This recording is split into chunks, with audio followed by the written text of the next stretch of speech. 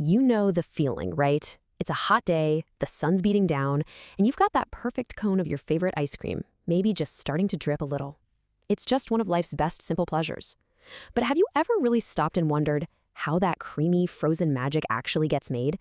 Well, let's dive into that delicious journey. It's the big question, isn't it? What is the secret to perfectly creamy ice cream? Is it the milk, the sugar, some kind of hidden recipe? The answer, it turns out, is way more complex and honestly a lot more fascinating than you might think.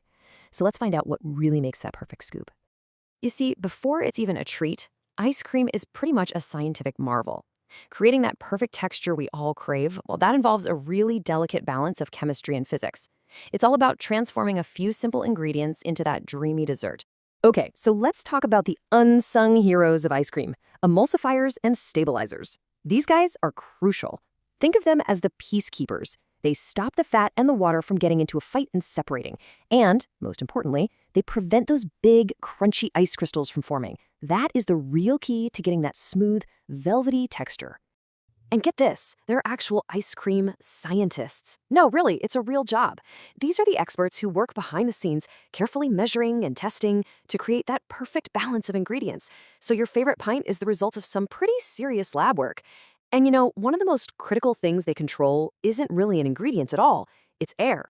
Right, let's talk about that air. The amount of air that gets churned into the ice cream mix is called overrun. And this is no accident. It's a very carefully controlled part of the process that has a huge effect on the final product's texture and feel. For example, ice cream with low overrun is going to be really dense, rich, and super creamy. Think of those fancy premium artisan brands. On the other hand, higher overrun creates a product that's way lighter, fluffier, and more airy. Neither one is technically better. It's just all about the kind of experience you're going for.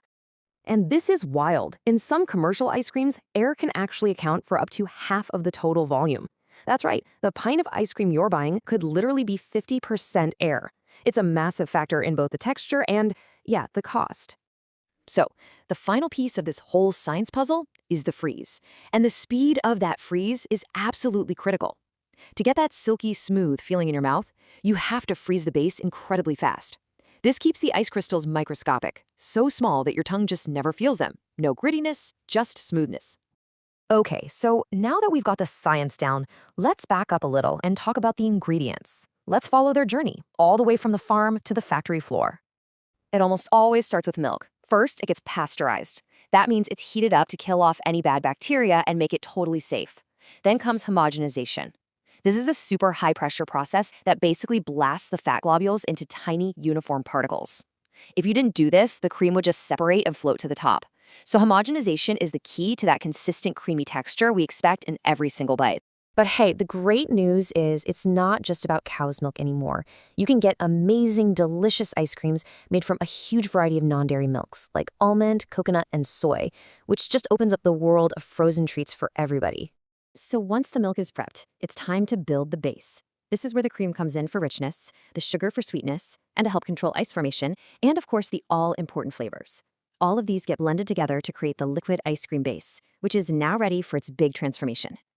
All right, this is where the real magic happens. We're heading onto the factory floor to see how that liquid base becomes the solid, scoopable treat that we all know and love. Let's see how it all comes together.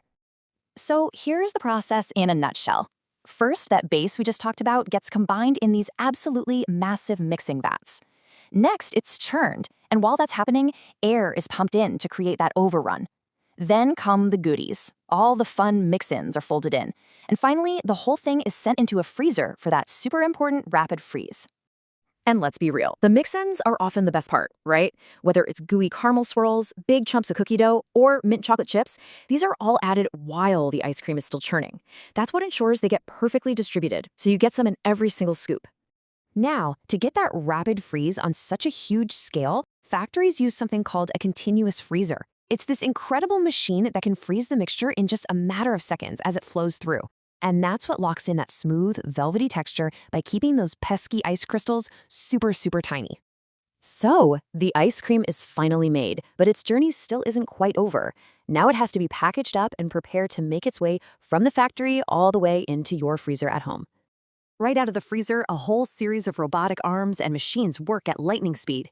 They fill the containers, seal them up, and slap on the labels.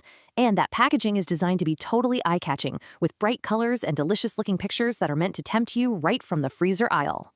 But hold on, before a single pint ships out, every single batch has to go through rigorous quality control.